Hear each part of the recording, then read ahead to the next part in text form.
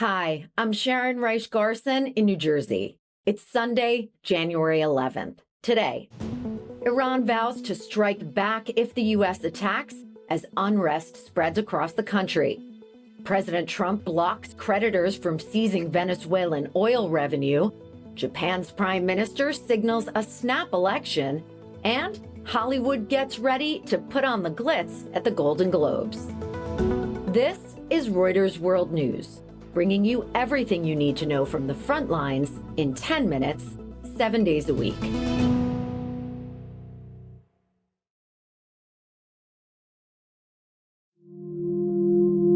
Iran is warning the U.S. and Israel of retaliation if Washington launches strikes as anti-government protests escalate across the country. The country's parliamentary speaker says U.S. bases and Israeli territory would be, quote, legitimate targets in the event of an attack. The threat follows President Trump's pledge that the U.S. is ready to help demonstrators. Sources tell Reuters that Israel is now on high alert and that Israeli Prime Minister Benjamin Netanyahu and U.S. Secretary of State Marco Rubio spoke by phone about the situation on Saturday. The U.S.-based human rights activists news agency is reporting that at least 116 people have died since protests began in late December.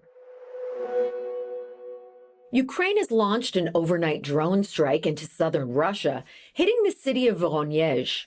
At least one woman has been killed and 3 others injured at the time of this recording, according to regional officials.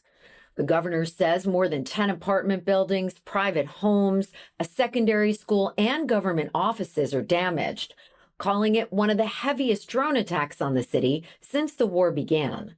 The attack follows Russia firing a hypersonic missile close to the Ukraine and Polish border.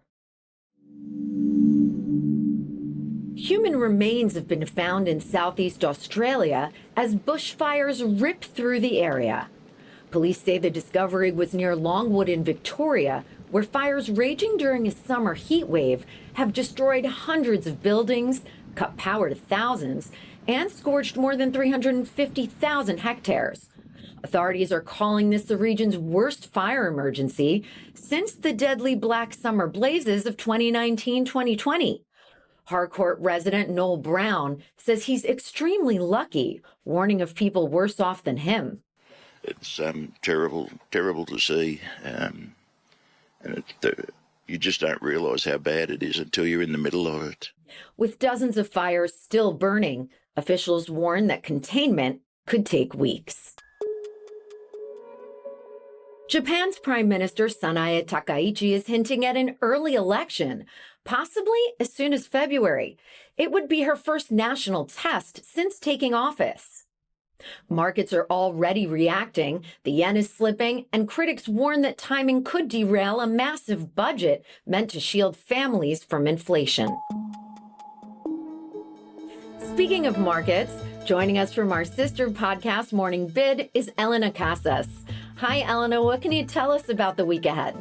Hi, Sharon. The fourth quarter earnings season kicks off this week with the big banks. JP Morgan get us started on Tuesday, and Bank of America, Goldman Sachs and Citigroup all deliver their numbers later in the week. Banking analysts are expecting a blowout quarter because 2025 was a really strong year for deal making. There's a few reasons for that. The Trump administration has shown itself much friendlier to deals that might have been stopped by antitrust legislation in the past. And as the Fed cuts rates, the cost of doing those deals is getting cheaper. So the banks are expected to report very strong numbers. We'll drop a link in the pod description. Musician Bob Weir, a founding member of the Grateful Dead, has died at the age of 78.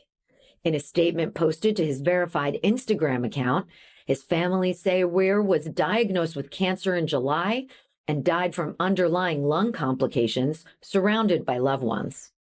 Weir was the band's rhythm guitarist and one of its 2 frontmen, singing on Truckin' and writing classics including Sugar Magnolia and Jack Straw. He's survived by his wife and 2 daughters. President Trump has signed an emergency order blocking courts and creditors from seizing Venezuelan oil revenue held in U.S. Treasury accounts. The White House says the funds must stay under Venezuelan control, protected from private claims, and reserved for economic and political stabilization. The move shuts out companies owed billions, including Exxon and ConocoPhillips.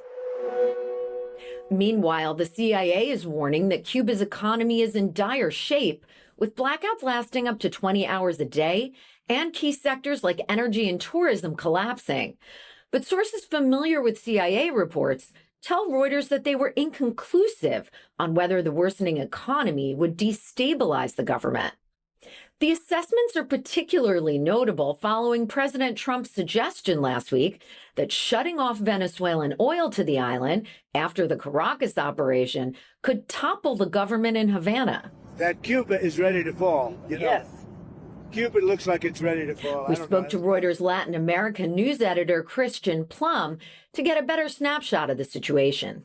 I have to say that none of the things that the CIA reports say are surprising for outside observers. Like a lot of them are in line with what Reuters and other news organizations have reported. It is a fact that there is an energy crisis in Cuba. It is a fact that their economy is in a very weak state. One of the big puzzles for the Diaz-Canel government, which is in charge of Cuba now, is where do they find fresh oil to make up for the lost supply from Venezuela? And part of that is coming from Mexico, obviously, a sort of steady supply. But Claudia Sheinbaum made clear in her remarks this week that there are no plans for Mexico to increase those shipments. And so where do they fill the gap? One of the problems that Cuba has is that they have a lack of hard currency, right? Their economy is just in very poor shape. Venezuela, on the other hand, because they were a much closer nearby ally, provided fuel for, certainly at very discounted rates. Hollywood's award season kicks off with the Golden Globes tonight. The Globes are the first big stop on the road to the Oscars. And tonight's winners could shape the season ahead. Nikki Glaser will be back this year hosting, and it appears that some topics will be off limits. I'm looking forward to seeing, Leonardo DiCaprio, George Clooney, Julia Roberts, Timothy Chalamet, Kylie Jenner, Michael B. Jordan, Tiana Taylor. They shouldn't be worried because I really have, made this set so that it doesn't ruin anyone's night. And I really know how to go this far, but not that far. I don't think that I'm going to have to avoid anyone at the after party. To get a sense of the big moments to watch, I checked in earlier with entertainment reporter Lisa Richwine. One of the interesting races is Best Actor in a Musical or Comedy. We've got Leonardo DiCaprio and Timothy Chalamet in that race. And they're both very well-liked people in Hollywood, which helps with these voters. It's your performance, but it's also, what people think of you.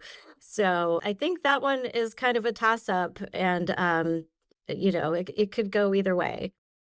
One battle after another leads the pack with 9 nominations. The movie stars Leonardo DiCaprio. He plays a one-time revolutionary who is many years later kind of washed up, smoking weed, and needs to jump back into action to try to save his daughter, who is in trouble.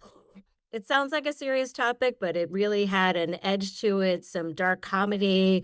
It's a very well-rounded kind of offbeat film that people are really loving.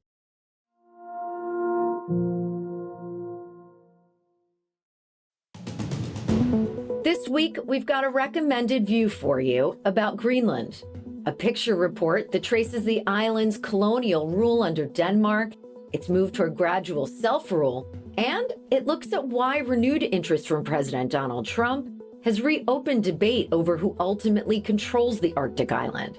We'll drop a link in the pod description. For more on any of the stories from today, check out Reuters.com or the Reuters app. Don't forget to follow us on your favorite podcast player. And if you're listening on a smart speaker, just ask for the latest news from Reuters 7 days a week. We'll be back tomorrow with our daily headline show.